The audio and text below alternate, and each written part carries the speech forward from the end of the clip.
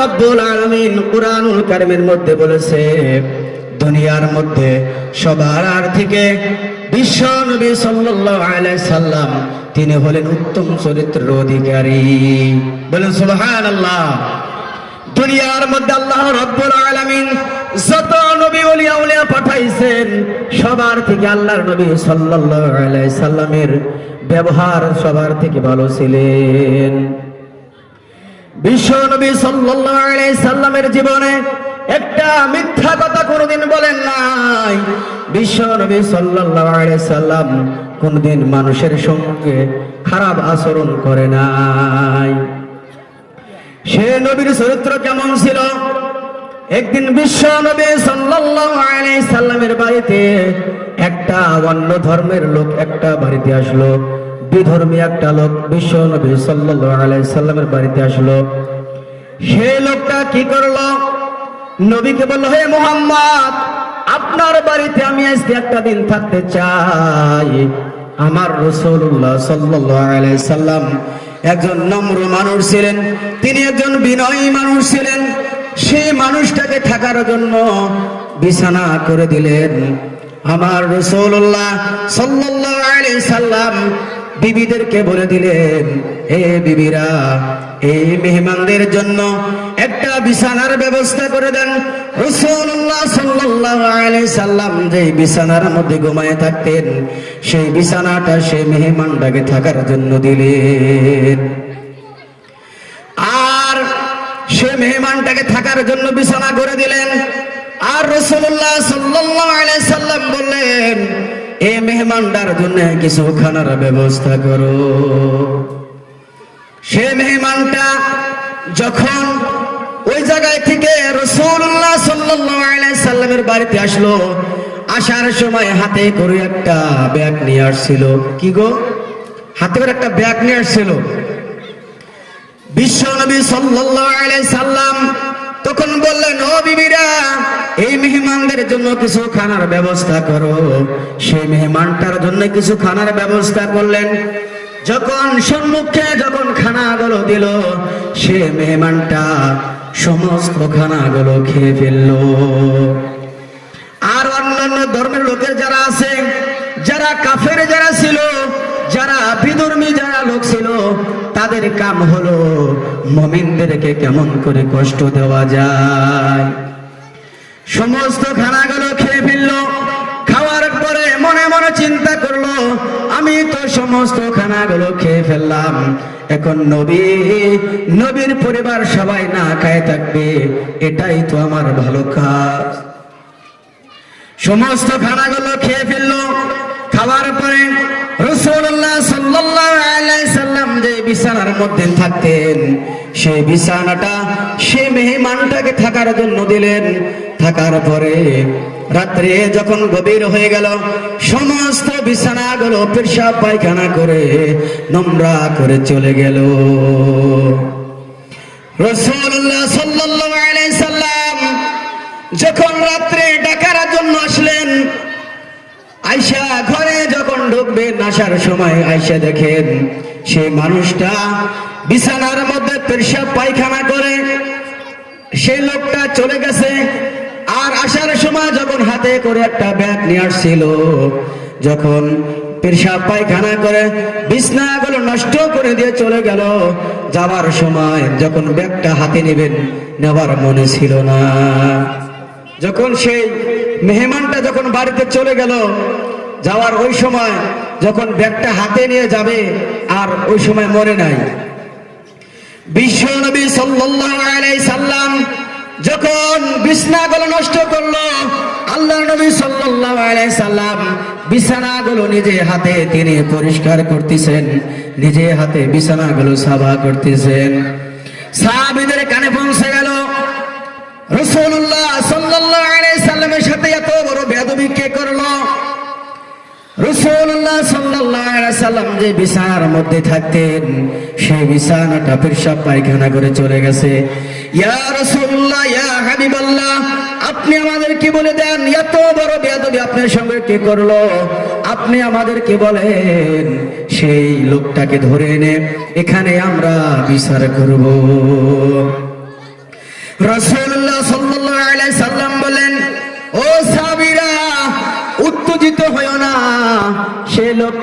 বুঝতে পারে নাই, না বোঝার কারণে পেশাব পায়খানা করে চলে গেছে।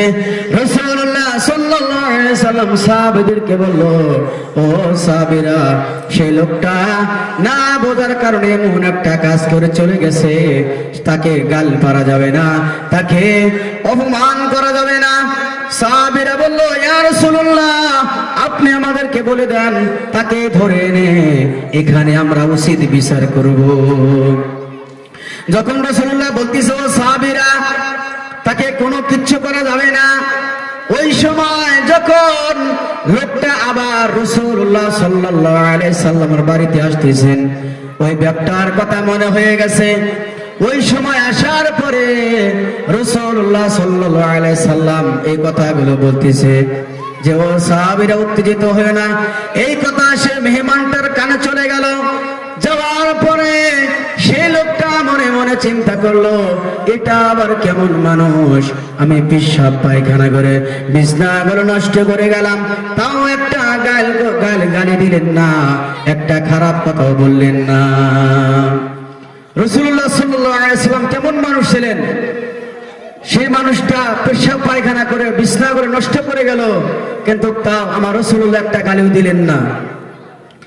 ওই সময় সেই মানুষটা মনে মনে চিন্তা করলো, এটা তো আসলে একজন নবী। রাসূলুল্লাহ সাল্লাল্লাহু আলাইহি সাল্লামের আস্তে আস্তে করে কাছে চলে আসলেন। আসার পরে রাসূলুল্লাহ সাল্লাল্লাহু আলাইহি সাল্লাম বলেন, ইয়া রাসূলুল্লাহ, ইয়া হাবিবাল্লাহ, আমি বুঝতে পারি নাই, আমি না বোঝার কারণে আপনার সঙ্গে আমি বেয়াদবি করে ফেলেছি। রাসূলুল্লাহ সাল্লাল্লাহু আলাইহি সাল্লাম বললেন, ইয়া হাবিবাল্লাহ, ইয়া রাসূলুল্লাহ, আপনি আমাকে বলে দেন, কালিমা লা ইলাহা ইল্লাল্লাহ মুহাম্মাদুর রাসূলুল্লাহ সাল্লাল্লাহু আলাইহি ওয়াসাল্লাম। আমার রাসূল কেমন মানুষ ছিলেন? রাসূলুল্লাহ সাল্লাল্লাহু আলাইহি সাল্লামের বিছানাগুলো এত নষ্ট করে চলে গেল, কিন্তু তা রাসূলুল্লাহ একটা গালিও দিলেন না। আল্লাহ রাব্বুল আলামিন মানুষদেরকে, আল্লাহ রাব্বুল আলামিন কোরআনুল কারীম কেন নাজিল করলেন? আর বিশ্ব নবী সাল্লাল্লাহু আলাইহি সাল্লাম নবীকে কেন দুনিয়ার মধ্যে পাঠাইলেন? দুনিয়ার মানুষদেরকে আল্লাহ রাব্বুল আলামিন সত্য কথা তুলে ধরার জন্য, সঠিক পথে আসার জন্য আল্লাহ রাব্বুল আলামিন নবীকে দুনিয়ার মধ্যে পাঠাইলেন। আমার আল্লাহ রাব্বুল আলামিন বলেন, আমি আল্লাহ তাআলা কোরআনুল কারীম নাজিল করেছি, তারা যেন সঠিক রাস্তা খুঁজে পায়, সেই জন্য আমি আল্লাহ তাআলা কোরআনুল কারীম নাজিল করেছি। আমার আল্লাহ রাব্বুল আলামিন বলেন, আমি আল্লাহ তাআলা তোমাদেরকে কেন সৃষ্টি করলাম, সেটা উদ্দেশ্য আছে না নাই? উদ্দেশ্য আছে না গো? আল্লাহ রাব্বুল আলামিন আমাদেরকে যে কেন সৃষ্টি করলেন, সেটার উদ্দেশ্য আছে। আমার আল্লাহ রাব্বুল আলামিন বলেন, তুমি যখন মায়ের গর্ভে ছিলাও, ওই সময় তোমাকে কেউ সহায় করার মতন কেউ ছিল না, তোমাকে কেউ সহায় করার মতন কেউ ছিল না। আমি আল্লাহ রাব্বুল আলামিন, এই বাবু, এই এদিকে আসো, এদিকে আসো, এখানে আসো, এদিকে আসো।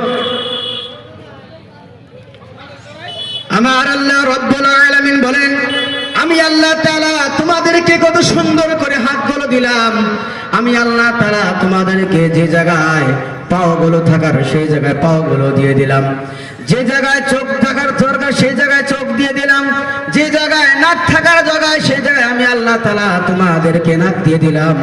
আল্লাহ রাব্বুল আলামিন কত মায়া করে আমাদেরকে দুনিয়ার মধ্যে সৃষ্টি করলেন। আমার আল্লাহ রাব্বুল আলামিন বলেন, ওরে আমার বান্দা, সারা জীবন অন্যায় করেছো, সারা জীবন গুনাহ করেছো, আমি আল্লাহর কাছে যদি তুমি তওবা করো, আমি আল্লাহ রাব্বুল আলামিন তোমাদের तमाम জীবনের গুনাহগুলো maaf করে দিব। বলেন সুবহানাল্লাহ। আমার আল্লাহ রাব্বুল আলামিন বলেন, আমি আল্লাহ তাআলা তোমাদেরকে অনেক মায়া করে বানাইলাম, আমি আল্লাহ তাআলা তোমাদেরকে জাহান্নামে দেওয়ার জন্য আমি আল্লাহ তাআলা তোমাদেরকে বানাই নাই। আল্লাহ জাহান্নামে দেওয়ার জন্য বানাইছেন বাবুরে। আল্লাহ রাব্বুল আলামিন বলেন, ওয়া মা খালাকতুল জিন্না ওয়াল ইনসা ইল্লা লিয়াবুদুন। আল্লাহ রাব্বুল আলামিন বলেন, আমি আল্লাহ তাআলা মানব জাতি এবং জিন জাতিকে আমি আল্লাহ রাব্বুল আলামিন সৃষ্টি করেছি আমি আল্লাহ তাআলার ইবাদত করার জন্য। বলেন সুবহানাল্লাহ। আল্লাহ রাব্বুল আলামিন আমাদেরকে কত সুন্দর করে বানাইলেন। আল্লাহ তাআলা আমাদেরকে যত সুন্দর করে দুনিয়ার মধ্যে সৃষ্টি করলেন, এত সুন্দর করে আল্লাহ রাব্বুল আলামিন দুনিয়ার কোন মাখলুকাতকে আল্লাহ তাআলা সৃষ্টি করে নাই, সৃষ্টি করছে গো। আমার আল্লাহ রাব্বুল আলামিন বলেন, লাকাদ খালাকনাল ইনসানা ফি আহসানি তাকওয়িম। আমার আল্লাহ রাব্বুল আলামিন বলেন, যত সুন্দর করে আমি আল্লাহ তাআলা তোমাদেরকে বানাইলাম, এত সুন্দর করে আমি আল্লাহ তাআলা দুনিয়ার কোন মাখলুকাতকে আল্লাহ তাআলা বানাই নাই। বলেন সুবহানাল্লাহ। আল্লাহ রাব্বুল আলামিন আমাদেরকে যত সুন্দর করে বানাইছে, আর এত সুন্দর করে আল্লাহ তাআলা দুনিয়ার কোন মাখলুকাতকে আল্লাহ তাআলা বানায় নাই। আমার আল্লাহ তাআলা বলেন, আমি এত সুন্দর করে তোমাদেরকে বানাইলাম, এত নিয়ামত তোমাদেরকে দিলাম, এত নিয়ামত পাওয়ার পরেও তোমরা আমার সঙ্গে তোমরা কেমন করে কুফরি কাজ করো। আমি এত নিয়ামত দিয়ে তোমাদেরকে বানাইলাম, এত নিয়ামত পাওয়ার পরেও তোমরা যারা শুকর আদায় করো না, আমি আল্লাহ তাআলা তোমাদের নিয়ামতকে ছিনিয়ে নেবে। আল্লাহ রাব্বুল আলামিন বলেন, আমি তোমাদেরকে এত নিয়ামত দিলাম, নিয়ামত পাওয়ার পরেও যারা নিয়ামতের শুকর আদায় করে না, আমি আল্লাহ তাআলা সেই নিয়ামতকে ছিনিয়ে নেব। আর যারা নিয়ামত পেয়ে যারা নিয়ামতের শুকর আদায় করে না, তাদের জন্য রয়েছে কঠিন আযাবের ব্যবস্থা। আমার আল্লাহ রাব্বুল আলামিন বলেন, লাইন শাকারতুম লাযিদান্নাকুম ওয়া লাইন কাফারতুম ইন্না আযাবি লাশাদীদ।